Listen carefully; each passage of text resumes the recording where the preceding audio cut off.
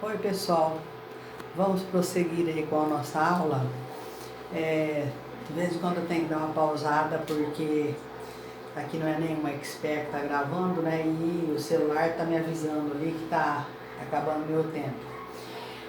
Nós estávamos falando da estabilidade dos gases nobres, estava falando do hélio, né? Que ele já é eletricamente estável porque ele só tem a camada K e na sua única camada K ele tem 2 elétrons, que é o número de elétrons que a camada K comporta, certo? Só para ilustrar um pouquinho aqui, lá está dizendo que entre todas as substâncias químicas conhecidas até o início da década de 60, 6 eram formadas por átomos isolados. Atualmente, devido à descoberta de novos elementos, são 7. Ou seja, os átomos dessas substâncias não se combinam com outros, sendo inertes. Esses gases inertes é porque eles não se combinam com nenhum outro. Então, são os conhecidos gases nobres, por essa característica que eles apresentam. Eles têm grande estabilidade. Por que eles apresentam essa grande estabilidade? Pelo fato deles terem a sua última camada, ou a camada de valência, completa, ok? Os cientistas concluíram que essa estabilidade desses gases estava relacionada ao fato de que os átomos desses elementos eram os únicos a ter o nível de energia, camada de valência, né, completo. O hélio com 2 elétrons e os demais com 8 elétrons, como a gente já disse. Assim surgiram as primeiras teorias que usavam essa particularidade para explicar como ocorriam as ligações entre os átomos. Então, a partir dessa descoberta, é que eles perceberam que por que esses átomos desses gases nobres não se juntavam aos outros, né, pela estabilidade elétrica que eles têm, e também dá para se explicar o porquê que os outros precisam fazer essas ligações. Deixa eu descer a tela aqui. Com base nesse raciocínio, levando em conta todas as propriedades químicas dos elementos que dependiam da distribuição dos elétrons nas camadas mais externas de seus átomos, Cossel enunciou em 1916 a teoria eletrônica da valência. Essa teoria eletrônica da valência é que foi aperfeiçoada mais tarde por Lewis e Irving, né, com o nome de regra do octeto. Aí aqui no destaque está a fim de adquirir a condição de estabilidade, isto é, de obter a configuração eletrônica igual à camada de valência de um gás nobre, os outros átomos não estáveis se ligavam aos outros. Então, o que procura se explicar aí é que os outros elementos químicos acabam querendo imitar os gases nobres para poder ficar estáveis também, né? Mas eles têm que, na verdade, o que eles precisam fazer é ficar eletricamente estáveis. Mudando a página.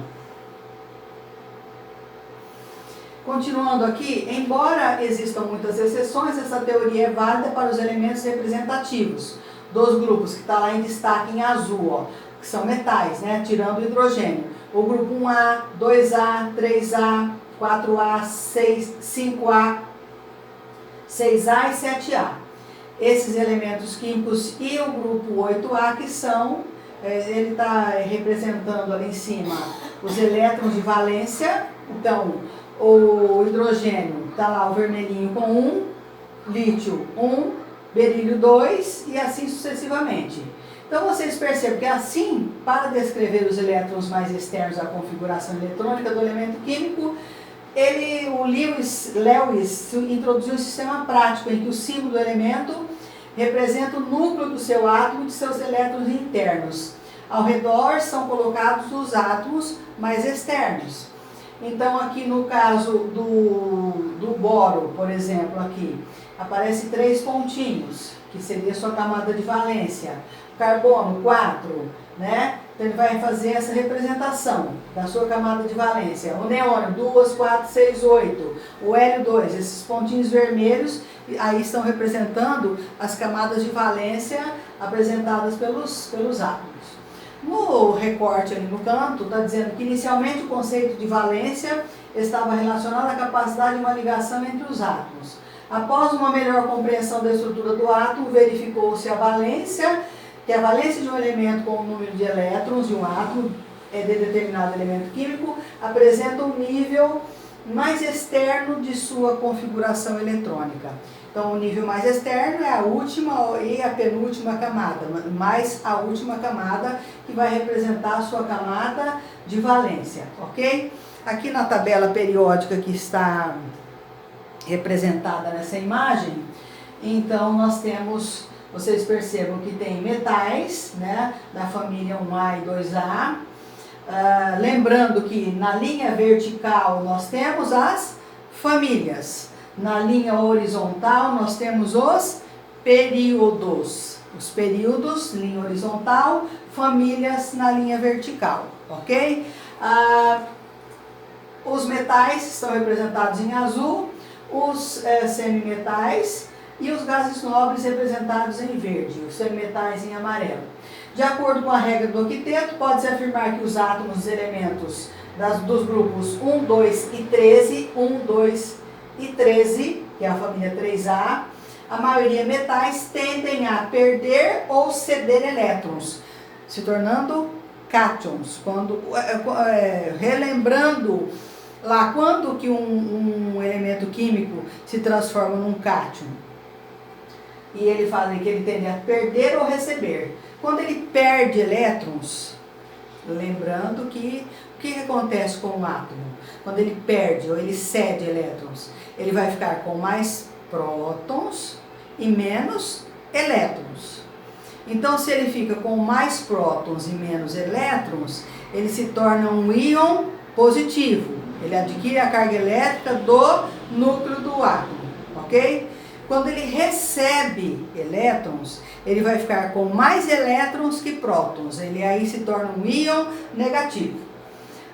Já os átomos dos elementos químicos dos grupos 15, 16 e 17, que seria a família 6A, 5A, 6A e 7A, em geral não metais, tendem a ganhar elétrons formando ânions. Eles vão ganhar elétrons, eles se transformam em ânions, eles se transformam em íons negativos, ok? Prosseguindo. Aí nós vamos falar um pouquinho sobre a ligação covalente. Até agora o que a gente comentou foi a respeito do comportamento dos átomos, aqueles que precisam ceder ou receber elétrons, o porquê que os gases nobres eles já são estáveis, porque eles já têm a sua última camada, a camada de valência eletricamente estável, o hélio com 2 elétrons e os demais elementos químicos todos com 8, né?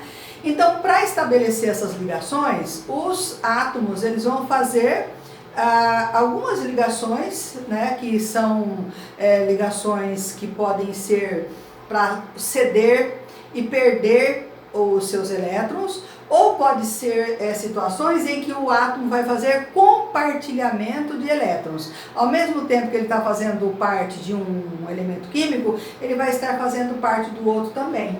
Aqui nós temos o caso da ligação covalente.